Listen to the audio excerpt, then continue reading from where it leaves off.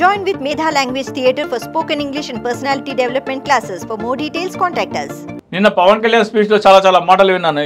ఈ రాహుల్ గాంధీని నాచగానా చెల్లరే, నా మనోభావాలు దెబ్బతిన్నాయి అంటే, నాచగానా చెల్లె అంటే మీలాంటి వాళ్ళని పిలిచారు మోడీ కాబట్టే నాచగానా అన్నారు. మీరు నాచగానా బ్యాచ్ అవునా కాదా? ఐటెం సాంగ్లో గంతులు వేస్తారా కాదా? మీరు నాచగానా బ్యాచే. తప్పేమన్నాడు రాహుల్ గాంధీ? మీకేం అర్హత ఉంది అయోధ్య రామ మందిరానికి వెళ్ళడానికి? మీరు భక్తులా? చిరంజీవిని పిలిచినాడు, చిరంజీవి దేవుడే లేడంటున్నాడు, నాగబాబు కూడా దేవుడు లేడంటున్నాడు, వాళ్ళని పిలిచాడు మోడీ. ఈయననేమో మొన్నటిదాకా బీఫ్ తింటే తప్పేంటి అన్నాడు, ఇప్పుడు సనాతన ధర్మం అంటున్నాడు. సనాతన ధర్మం అంటే ఏ సనాతన ధర్మం? వెనుకకెళితే సనాతన ధర్మం అంటే ఆడపిల్ల 8 సంవత్సరాలుగా పెళ్లి చేసేయాలా, బాల్య వివాహాలు అవి చెల్లవు. ఇప్పుడు విధవరాలు మళ్ళీ పెళ్లి చేసుకోకూడదు, వాళ్ళకి బోడిగుండు చేసి తెల్ల చీర కట్టాలా, భర్త చనిపోతే మంటలలో సతీసాగమనం అది కూడా ఉంది. ఇంకా దాని తర్వాత ఇంకో పెళ్లి చేసుకోకూడదు, తల బోడిగుండు చేసుకొని తెల్ల చీర కట్టుకోవాలి. అంటే సనాతన ధర్మం అంటే ఒక ఆచారము. సనాతన ధర్మం డెఫినేషన్ ఏంటి అసలు నీకు తెలుసా? కనీసము సనాతన డెఫినేషన్ నీకు తెలుసా? పవన్ కళ్యాణ్ ఏదో మోడీ దృష్టిలో పడదామనో. ఎందుకు అంటే ఈ ఇష్యూ తర్వాత సనాతన ధర్మం అని తెర మీదకి తీసుకొచ్చి దీన్ని ఒక పెద్ద మూమెంట్ లాగా తీసుకెళ్లాలని పవన్ కళ్యాణ్ చూస్తూ ఉన్నట్టు తెలుస్తుంది. దీనికి సంబంధించి అంటే ఎందుకు ఇది తెర మీదకి వచ్చిందంటే, అక్కడ బీజేపీనే ఈడ్చి తన్నినారు. నార్త్ ఇండియాలో 400 వస్తాయి అనుకున్నా, 240 వచ్చినాయి. ఈడ్చి తన్నినారు. రేపు హర్యానా ఎలక్షన్స్ 90 సీట్లలో 10-15 బీజేపీ. హర్యానాలో ఈడ్చి దంతున్నారు. పంజాబ్ పోయింది, హర్యానాలో ఈడ్చి దంతున్నారు, మహారాష్ట్రలో ఈడ్చి దంతున్నారు. ఎవరెవరినైతే మోడీ 10 సంవత్సరాల నుంచి హిందుత్వం కూడా పిచ్చోళం చేసిండో వాళ్ళందరికీ కనువిప్పు కలిగింది. వాళ్ళందరికీ కనువిప్పు మేల్కొన్న తర్వాత అదే సామెత ఉంది, దొంగలు పడ్డ 6 నెలలకు కుక్కలు మరిగినట్టు అందరూ ఈ హిందుత్వం పిచ్చి నుంచి బయటపడి భారతదేశ ప్రజలందరూ బీజేపీని చీకొట్టి అసహించుకుంటున్న తరుణంలో ఈయన హిందుత్వ రామం ఎత్తుకున్నాడు. ఇది ఫ్లాప్ షో, సౌత్ ఇండియాలో నడవదు అసలు.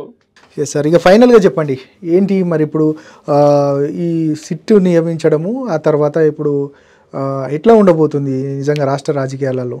రాష్ట్ర రాజకీయాలలో ఇది చంద్రబాబు నాయుడు తీసుకొచ్చింది ఒకందుకైతే దాన్ని పవన్ కళ్యాణ్ ఇంకో దానికోసం మాడుకుంటున్నాడు. చంద్రబాబు నాయుడు తీసుకొచ్చింది ఏంటి? తన వైఫల్యాలనే కప్పిపుచ్చుకోవడం కోసం తీసుకొచ్చాడు. ఎప్పుడెప్పుడు చంద్రబాబు నాయుడు కష్టం వచ్చినా కానీ పవన్ కళ్యాణ్ ముందుకు వచ్చి ఇప్పుడు ప్రత్యేక హోదా ఉద్యమం కూడా అదేదో ప్రజల కోసమో దేనికోసమో కాదు. జగన్మోహన్ రెడ్డి వెళ్ళి జంతర్ మంతర్లో దీక్ష చేసి, గుంటూరులో దీక్షలు చేసి, యువగాలమని కాలేజీ తిరుగుతుంటే పాపులారిటీ అంతా జనమంతా ప్రత్యేక హోదా కోసం జగన్మోహన్ రెడ్డి అంటే వెళ్ళిపోతారు కాబట్టి పవన్ కళ్యాణ్ జరా అన్నాడు. స్పెషల్ స్టేటస్ లేదు, స్పెషల్ ప్యాకేజ్ అని కేంద్ర ప్రభుత్వం డిక్లేర్ చేసింది. ఇక సాల్తీ అని గమ్మునున్నాడు.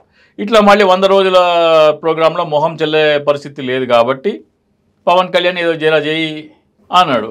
ఆయన చూసి రమ్మంటే కాల్చి వచ్చే రకం కదా. ఆయనని ఒక సింగిల్ రన్ తీయాలంటే సెంచరీ కొట్టాలని చూస్తున్నాడు ఆయన. అది పరిస్థితి. అంటే ఈ లడ్డు వ్యవహారంలో కూడా అదే జరిగిందంటారా? లేని ఇప్పుడు నేను ఒక విషయం చెప్తున్నాను. లడ్డు వ్యవహారంలో మీ మొదటి కన్సైన్మెంట్ వచ్చింది 4 జూన్ 2024. తిరుమల తిరుపతి దేవస్థానం అయోధ్యకి లడ్డూలు పంపించింది 22 జనవరి 2024, 6 నెలల ముందర. నీకు కన్సైన్మెంట్ రాక ముందర 6 నెలల ముందర పంపిన లడ్డూలు కూడా కల్తీ అయినాయంటే నువ్వు దేవుడిని వాడుకుంటాడు. ఇక్కడ రుజువు అయిపోయింది కదా. నువ్వు తిరుమల తిరుపతి వెంకటేశ్వర స్వామిని, అయోధ్య శ్రీరామచంద్రుడిని నీ రాజకీయ ప్రయోజనాల కోసం వాడుకుంటున్నావు అని రూఢి అయిపోయింది. ఎందుకంటే ఏఆర్ డైరీ ఫుడ్స్ జనవరిలో సప్లై లేదు, వాళ్ళ మొదటి సప్లై జూన్లో స్టార్ట్ అయింది. రామాలయం ఇనాగ్రేషన్ అయింది జనవరిలో. ఆ లడ్డూలు ఎట్లా కల్తీ అవుతాయి? లేదు, ఆ లడ్డూలు కల్తీ అయినట్టు నీకు తెలిసి ఆ రోజు ఎందుకు మాట్లాడలేదు నువ్వు? ఈరోజు ఎట్లా తెలిసింది? ఏ ఆధారంతో మాట్లాడుతున్నావు నువ్వు? కేవలం రాజకీయ ప్రయోజనాల కోసం దేవుణ్ణి వాడుకుంటున్నాడు చంద్రబాబు నాయుడు, పవన్ కళ్యాణ్.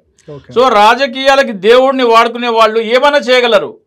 రామతీర్థంలో రాముడి శిరఛేదనం చేయడం కానీ, రాముడి విగ్రహాన్ని శిరఛేదనం చేయడం కానీ, అంతర్వేదిలో రథం తగలబెట్టడం కానీ, లేకపోతే వివిధ దేవాలయాల మీద దాడులు చేయడం కానీ రాజకీయ ప్రయోజనాల కోసం చేశారు అని ఎందుకు అనుకోకూడదు?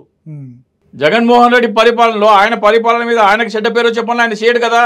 ఆయన చెడ్డ పేరు రావాలని మీరు ఇది చేసిన లడ్డూ తీసుకొచ్చినారు.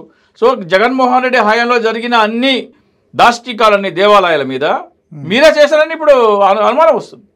అయోధ్యకైతే కల్తీ లడ్డూలు వెళ్ళలేదు, మీరు వెళ్ళారని చెప్తున్నారు.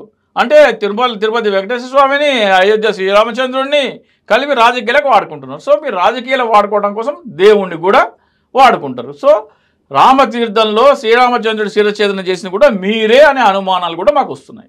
Right sir, thank you very much. మొత్తానికి కోట్ల మంది మనోభావాలను అందులో ముడిపడి ఉన్నాయి కాబట్టి ఆ మనోభావాలకు తగ్గట్టుగానే ఈ సిట్టు విచారణ కూడా పారదర్శకంగా జరగాలి. చూస్తూనే ఉండండి ఈ హటి.